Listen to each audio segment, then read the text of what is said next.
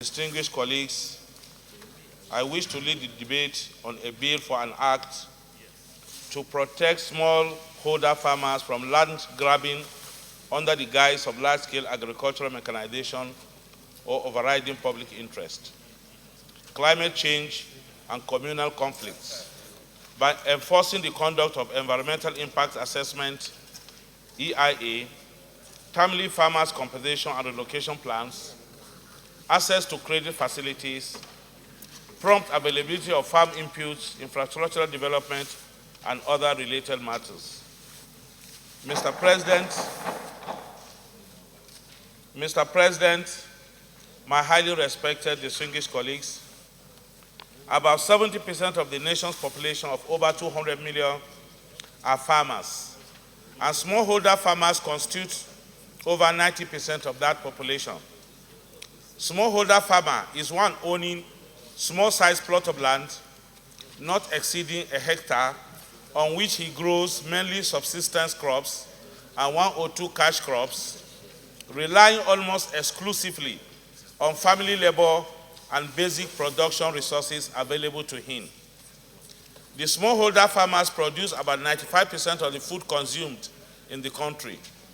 They are the backbone of the Nigerian agricultural sector and deserve every support to produce more food, grow more raw materials for the agro-industrial sector, and contribute in ending a food supply deficit that costs the country about $10 million in food import annually. Mr. President, distinguished colleagues, report shows that the average age today of a farmer in Nigeria is about 57 years. And by the year 2020, this will rise to 77 years. The question that comes to mind is what quantity of food can these aged farmers produce using physical labor for such a rising population by the year 2030 and beyond? Furthermore, Nigerian youth who can bring energy, vitality, and innovation are not into agriculture and are not interested in going into it for various reasons. Before the recent security challenges, the annual food production growth in Nigeria was put at 3.7%, as against 6.5% growth in the annual demand for food. Population growth is about 2.6%, and if the smallholder farmers are not protected and empowered, there will be serious food security challenges in the very near future. Smallholder farmers, who constitute over 90% of the farming population and produce over 95% of food consumed in this country, are increasingly faced with a mix of challenges, including those that are naturally occurring and those that are caused by man, that influence their capacity to increase food production and move towards profitable farming systems. These challenges lead farmers to undertake lower risk and lower yielding agricultural activities that perpetuate a cycle of poverty and hunger. These challenges include little or no compensation for land grab from them, cultural factors that hinder women from owning farmlands, lack of access to financial services, credit, savings, insurance, high reliance on climate-dependent agriculture, lack of linkages to markets and industries, lack of subsidy and extension services, rural-urban migration, and untimely support by governments. Furthermore, despite the numerous policy interventions, the agricultural sector is still largely underdeveloped because the key stakeholders, who are the smallholder farmers, are not represented nor well considered in policy formulation and implementation, and lack of enabling law recognizing their rights, as well as cooperatives and independent farmers' organizations to participate in the formulation, planning, management, and implementation of agricultural programs and projects. Thus, the bill seeks to make agriculture attractive to the youth, protect women from being denied land on the basis of cultural factors, improve the ability of smallholder farmers to credit facilities, extension services, and prompt availability of farm inputs, ensure the conduct of environmental impact assessment and timely relocation plans and compensation. The bill also seeks to address other challenges listed below facing smallholder farmers.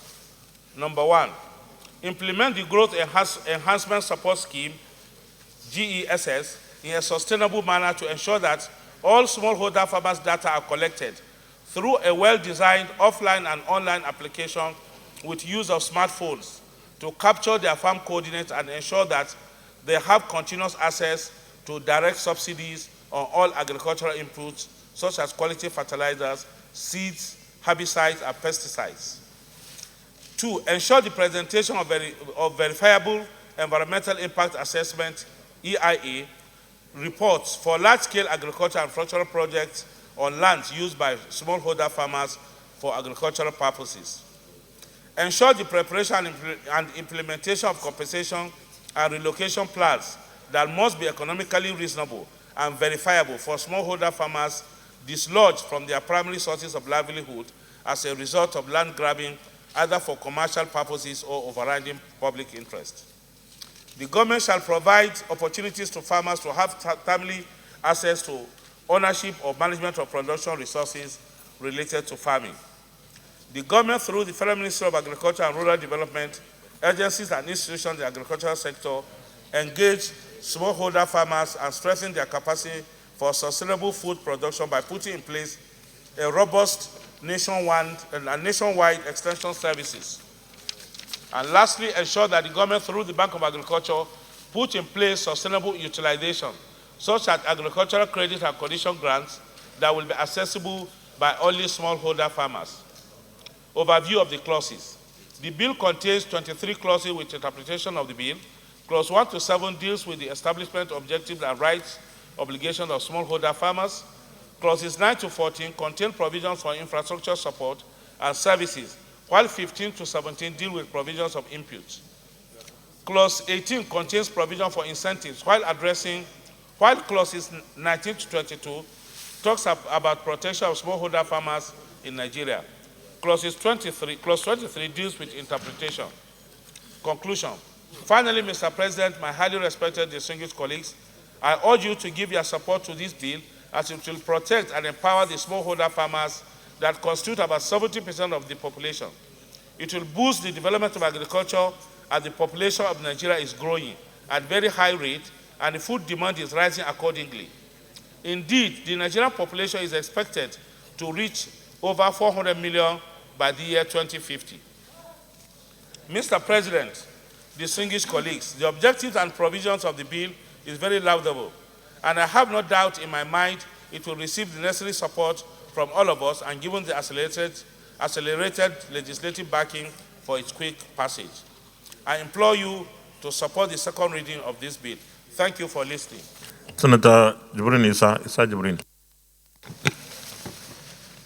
Mr. President, A bill for an act to protect and empower smallholders farmers through strengthening their capacity and to protect them from land grabbing and other related matters, 2021, second reading taken. And the bill is referred to the Committee on Agriculture and Rural Development to report back within 4 weeks. Leader of the Senate. I am Isa Jibrin, representing Kogi East.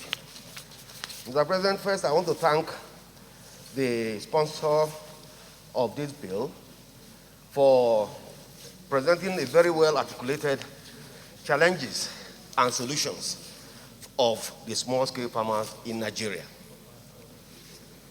I want to believe that this is a very well articulated, people-oriented bill that deserves support from everybody here. Small-scale farmers do not have the capacity for large-scale farming. Like he said, they are mainly subsistence farmers, taking care of their families and selling the little surplus from time to time to take care of some of their other needs. The trend now is that the mechanized farmers are gradually taking over almost all the arable lands in Nigeria. While we encourage mechanized farming so as to address the issue of food self-sufficiency in Nigeria, I believe that the small-scale farmers still need to be very well protected. Because these people are, category of farmers are very much concerned with taking care of their immediate families And like I said earlier, selling the little surplus from time to time to take care of their other needs. So I want to support wholeheartedly the second reading of this bill, and I want to urge the federal government to provide all forms of succor and all forms of support to small-scale farmers so that they can continue to do what they have been doing in terms of feeding their families and taking care of their other needs. Thank you very much, Mr. Chairman. Those in favor that this bill be now read a second time.